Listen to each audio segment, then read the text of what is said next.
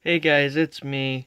So today I am bringing you guys a customized NASCAR hauler made out of Legos. And like always guys, hit that subscribe button.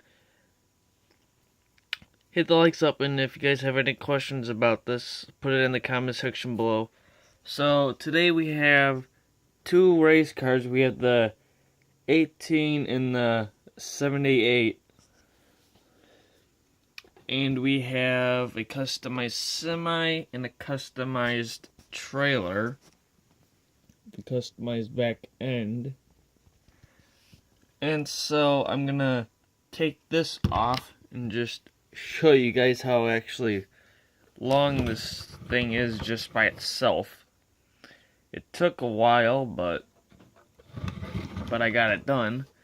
And the nice thing about the back end, it comes right off. And so yeah, that's the back end of this one. And then you can you really can't see the inside, but you can essentially just put the race cars in up here like you would for anything. And they just would sit up there.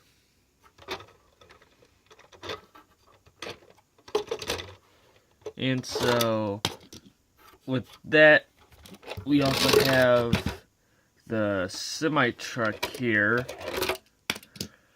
So, you just got a nice semi-truck.